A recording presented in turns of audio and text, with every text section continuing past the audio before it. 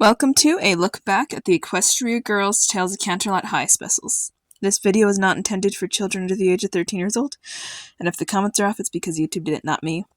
There are also spoilers for 2 of the 3 specials. Today's video are about the Equestria Girls specials from 2017, or as Netflix calls them, Tales of Canterlot High. That's actually where I watched the first one, Tales of Canterlot High, so that's why I'll bring that up. There are 3 of these 22-minute specials, and all of them follow the X Thing magic titles game. So dance magic, movie magic, and mirror magic, for instance. Let's get into characterization. Our main Equestria Girl 7, the Humane 7, are pretty much exactly like the FIM counterparts, except I'd say there's mild differences in a few of them. More so, I'd say Fluttershy, actually. She's just a little bit more sensitive than the Fluttershy in Season 6, I'll put it that way. And we also got a little more character focus on Rarity and Rainbow Dash than we usually would get from anything Equestria Girls in these. Rainbow Dash gets, movie magic pretty much dedicated to her pushing things forward instead of Sunset or Twilight, which I really appreciate. And it's a little fun change of pace. Our villain is okay, Juniper Montas. He has a little arc where he goes from being friends with our characters to getting mad at them for preventing her from crossing her uncle's movie thing because he wanted to be a main character. And I wouldn't say this is the best motivation, but it's not the worst motivation for a villain, so I won't read too deeply into it. And Sunset is pretty well done here. She gets most of her focus in mirror magic, actually. And this is where it leads into the Starlight Glimmer characterization we get, which is very well done. Very proud of how they did her character. Better than most of the Season 6 outings for her, which is good. Let's move on to the voice acting. The voice acting is fine. As usual, our main characters sound consistent. They sound how they should. But some of the background ones and newer ones are a little more awkward than I'm used to seeing. The lines can be very cheesy from some of them. And the one who plays Cabaleron, I thought it was funny when they cast the actor for Movie Magic that he has an actually okay accent and doesn't sound cringe. I don't know, that caught me off guard on the voice acting. So let's move on to world building. I would say there's some world building here, but it's sort of minimal. Between some little stops we see the mall, some movie sets, we get to see more of the world outside the school. And I feel like this is the best part to put it. A.K. Yearling is canon to this, and I'm 99% sure that she's also daring do in this world, based on the director's comments about her being hard to read for someone who's always writing, so I find that fascinating. Moving on to the animation. The animation is nice. There are very few moments where things look off, but that doesn't mean it's always perfect. The lighting and shading are really good throughout most of it, but I found one obvious animation error that I haven't found in any of the others, and it was in Movie Magic. When we first see the director, one of his eyes is colored all black when it's not supposed to be. For the soundtrack, it's fine. For an Equestria Girls anything, it is sort of lacking, because there's only one song with lyrics, and it's from the first episode, which I covered already, but since dance magic is heavily featured in the background of the next 2, it's worth mentioning. And the intro song is not very memorable for an Equestria Girls intro song to me. They definitely improve on this in the latter Equestria Girls specials in 2018 and 19. The first impressions. So, looking back at these specials, I had a good time watching them, and I had only really seen mirror magic and remembered it well. I also had watched Dance Magic, which in the past, and I didn't remember a lot of it for some reason. I don't know, it slipped my mind, but I also like that quite a bit. It's my second favorite.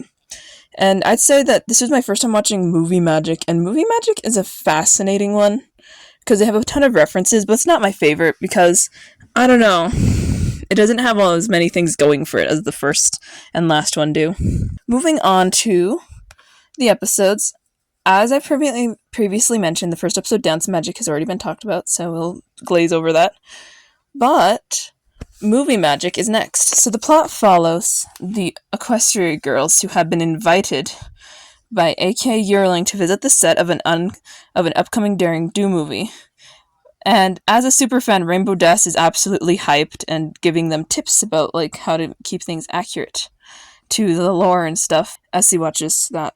However, the primary props for the movie go missing, and everything is put on hold, and the main actress is threatening to leave. So Rainbow Dash begins to search out and try to find them, just to end up being locked in a closet by the would-be villain of the special, and eventually freed by her friends, where they reveal that Juniper Montaz, the director's niece, has actually been the one the whole time and she wanted to be Daring Do. And then she's fired from the set. My thoughts.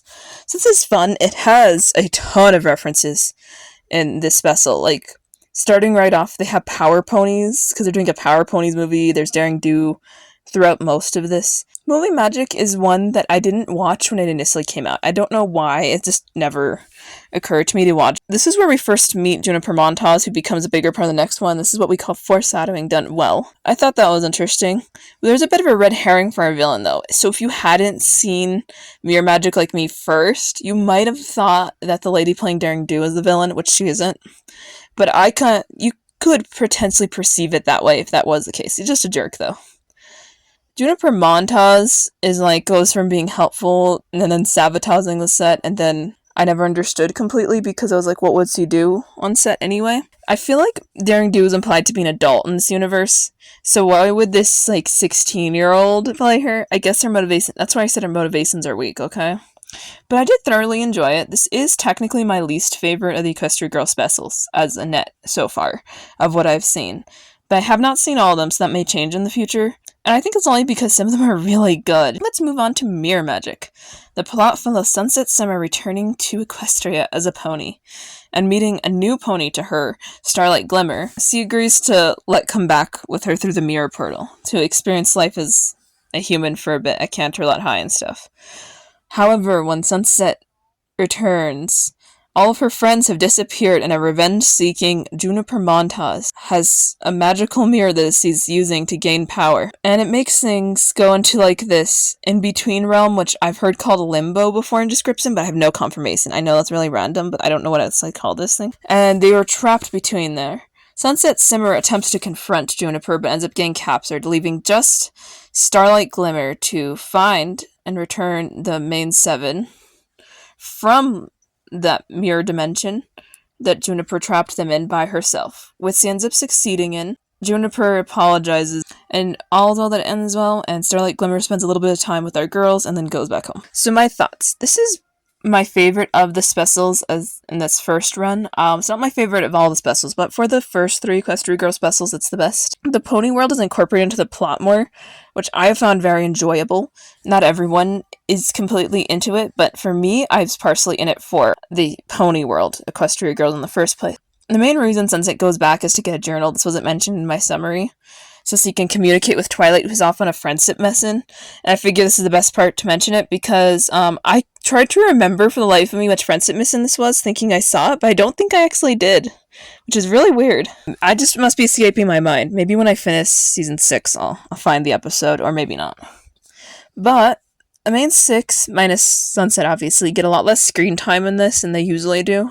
They're really only prominent through half of this and actively engaged. Obviously, we see the return of Juniper Montaz, and the mirror really reflects her ego and feeds into it, and it sort of gives us another magical girl transformation where they turn into a vaguely woman-like villain. What is this, our 4th? Yeah, there's a lot of these, actually.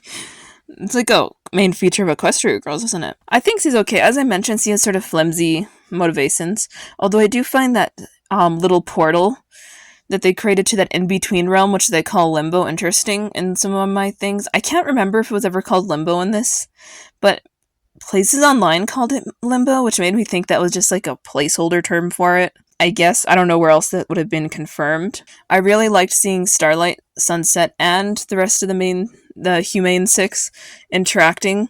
I wish we could have seen more of the Humane 6 and Starlight, though. That didn't end up panning out for us, which is a bit unfortunate. I didn't really notice anything too bad about the writing or dialogue here, except Juniper in general. She has the weird dialogue. When I mentioned some of them sound forced, Juniper's an example of that. So I think that wraps up my thoughts on these. I would like to ask you, which was your favorite of these specials? Which could include Dance Magic, which I know I placed before Legend of Everfree, which it could still be, but I don't actually really care, because when I watch them, putting it before Legend of Everfree makes me like it more, so I prefer that. And also check out Dance Magic as a song. That's a really good idea. Like, comment, and subscribe if you enjoyed the video. Bye!